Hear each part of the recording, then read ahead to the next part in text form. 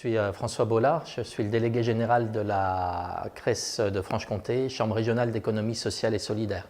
Donc on est un organisme qui regroupe l'ensemble des acteurs de l'ESS, associations, coopératives, mutuelles, entreprises sociales. Notre objectif c'est de promouvoir l'économie sociale et solidaire évidemment, mais c'est aussi de faire de l'appui au développement des projets et des activités et puis faire reconnaître l'économie sociale et solidaire comme un acteur représentant une partie de l'économie qui doit plus prendre sa place et pas seulement laisser les acteurs de l'économie habituels parler d'économie.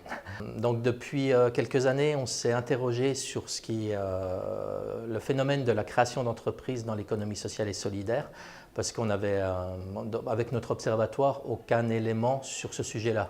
Notre observatoire, il identifie le nombre d'entreprises, le nombre d'emplois, il identifiait encore mal les dynamiques, création d'activités, cessation d'activités.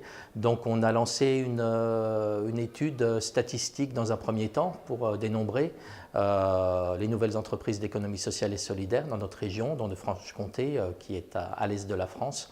Une région d'un peu plus d'1 million d'habitants. Voilà, où on a effectivement à peu près 4000 entreprises d'économie sociale et solidaire employeuses, 40 000 emplois. Et puis, on ne savait pas la création, ce que ça représentait. Donc, on a déjà pu identifier qu'il y a à peu près 200 nouvelles structures d'économie sociale et solidaire par an qui deviennent employeuses. À peu près autant qui arrêtent de fonctionner par an, alors suivant les années, un peu plus, un peu moins. Et voilà, c'était déjà une chose d'un point de vue statistique, mais on avait besoin d'en savoir plus pour aussi aider et accompagner les organisations dans leur création et leur développement.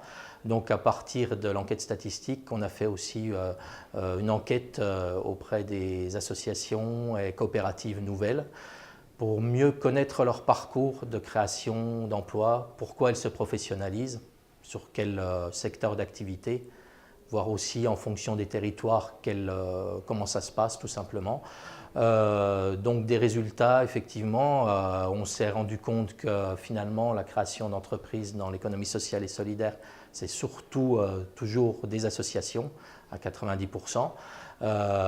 Donc ce qui est aussi très important, on s'est rendu compte que la plupart de ces associations fonctionnaient déjà depuis longtemps, voire très longtemps, à titre bénévole. Donc ce qui veut dire aussi que la création d'activités dans l'économie sociale et solidaire, ce n'est pas comme dans la création d'entreprises habituelles, c'est tributaire sur un territoire qu'il y ait un tissu associatif bénévole et une vie locale. Les citoyens déjà aient empoigné beaucoup de sujets qui sont liés à la vie locale et à partir de quelques années, il y a un besoin de professionnalisation où il y a une opportunité de créer de l'emploi.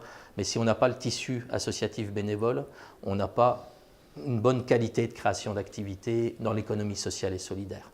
Donc c'était important d'identifier ça.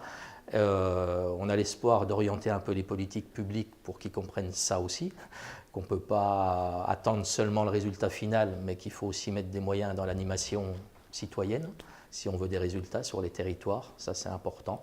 Et puis nous, ensuite, dans notre activité de CRES, ça nous permet de rentrer en contact avec des petites structures qui ne connaissent pas les dispositifs, qui ne se rendent pas compte qu'on est nombreux finalement et qu'on peut travailler collectivement pour les aider à se développer. Et on les rencontre et on les aide aussi à trouver des partenaires et à s'orienter dans les politiques publiques qui sont compliquées pour soutenir leur développement. Donc voilà, l'observatoire, ça permet de connaître, mais ça permet aussi d'agir en proximité.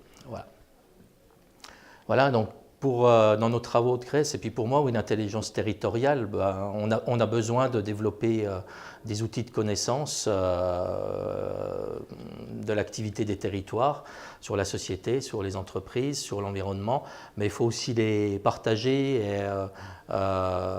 et croiser cette connaissance avec de l'expérience concrète d'activité, et puis avec les problèmes locaux, et puis surtout échanger avec les gens, pour que cette connaissance ne soit pas que théorique, mais qu'elle puisse aider à l'action et puis à développer des activités nouvelles, à résoudre des problèmes. Mais Pas seulement parler d'ailleurs que de problèmes à résoudre, ça peut être aussi voilà, susciter des projets qui sont intéressants pour du développement à tous les échelons, développement culturel, voilà, aussi développement social, économique.